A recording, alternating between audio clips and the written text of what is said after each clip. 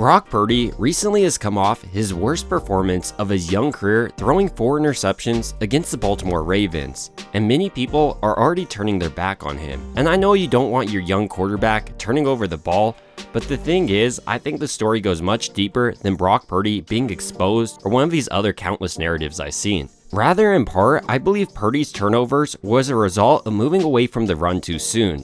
I mean, CMC was averaging 7 yards a carry, and he only gets 14 carries, while Brock Purdy and Sam Darnold are throwing nearly 50 times. This is all to say, I believe San Francisco's offense became way too one-dimensional, and they didn't have to.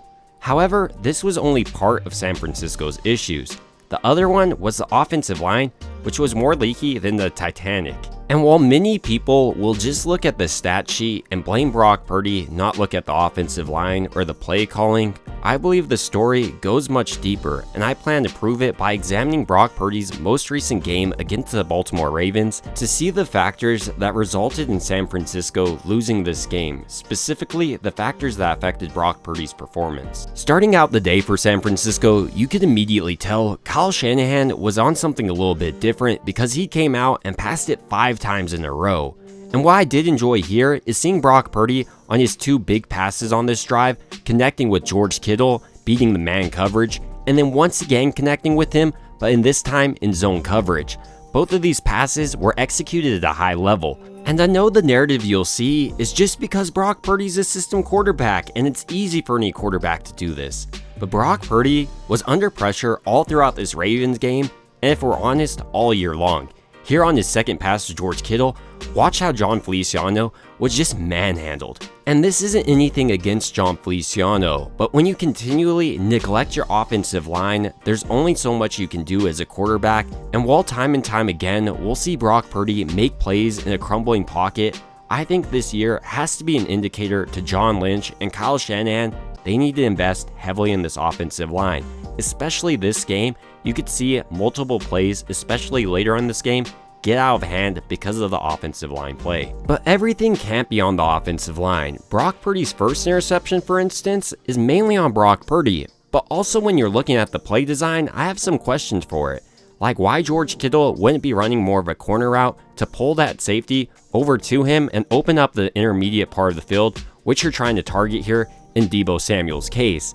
But this still goes on Brock Purdy because he could have easily checked down here. And while it's important to examine why a quarterback throws an interception, what I also love to see is how a quarterback comes back after throwing an interception. Are they timid with the ball? Are they just looking to check down? Or are they playing the same type of ball we've known from them?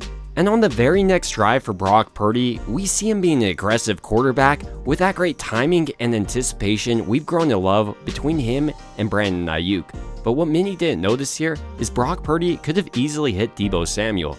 And because Brock Purdy didn't do that, I have more faith in him coming back from these interceptions going forward in the playoffs and for the rest of his career. I know many people look at this game and are worried about Brock Purdy going forward, but the fact is he's such a young quarterback, and even Steve Young and Joe Montana have had 4 interception games. And here's the thing, this recent game from Brock Purdy, when you turn on the film, he's actually making some pretty impressive plays. Here for instance, he drops it right in George Kittle's breadbasket, but Kittle just isn't able to come up with this one. Looking forward now to Brock Purdy's third drive, we see a lot of positives once again.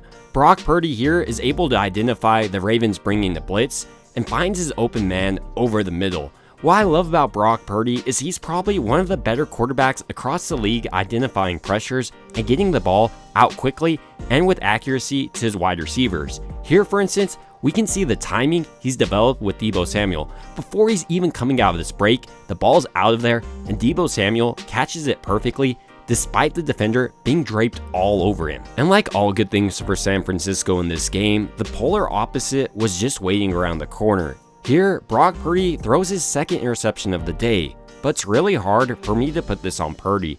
The defender is right in Purdy's throwing lane, he has nowhere else to go with this ball, And it's really hard to say what Purdy will do in the future. Sure, he can just take this sack, but I've also seen Purdy fit around defenders in this case. Ultimately, sometimes the defense is in the perfect play call and the defenders make plays. They get paid too. Moving on to Purdy's third interception that only happened a few plays later, I think what we see here is what we love and hate about Purdy at times. He has great athleticism and mobility, but often he'll try to just do a little too much.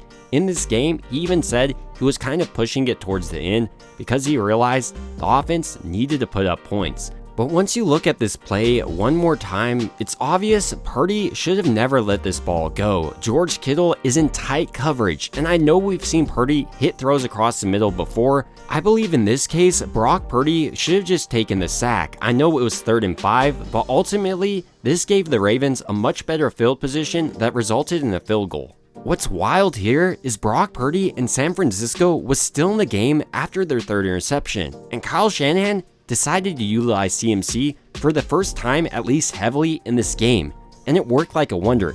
He basically put the team on his back and drove all the way down the field to bring the score 13-12 before halftime. Maybe even more insane though is instead of going back to this in the third quarter after halftime, Kyle Shanahan basically abandoned the run in the second half. When you look at the first 10 plays coming out of the second half, for instance, San Francisco only ran it 2 out of those 10 times. And here's the thing, once you become one-dimensional and the defense is just waiting for your quarterback to drop back, they're pinning their ears back and trying to kill him. On this play, watch how Brock Purdy actually picks the right read. Christian McCaffrey, but Colton McKivitz was just getting cooked throughout this game. And I know it's tempting just to blame Colton McKivitz, but the fact here is Kyle Shanahan needs to realize his strength and weaknesses, and Colton McKivitz is a big weakness on the offensive line, and he definitely needs help when you're facing a defensive line that leads the league in sacks. Despite Purdy being under constant pressure for the day though, I was impressed by his ability to make plays in this offense. Here for example, stepping up, he's able to find Brandon Ayuk deep down the field for a pretty big pickup. So while many people looked at this Brock Purdy game as a game that he was exposed, when I turned back the film and watched it play by play, I saw a quarterback who routinely made big plays. Sure, he had a couple of young quarterback errors, such as his first interception, but overall in this game, I think the concern has to be more on the offensive line and some of this play calling at times than Brock Purdy's performance. But ultimately, these are just my thoughts on Brock Purdy's performance against the Ravens, and I'd like to hear your thoughts down below. It would also mean a ton to me if you liked and subscribed, and as always, I hope you guys have a great rest of your day.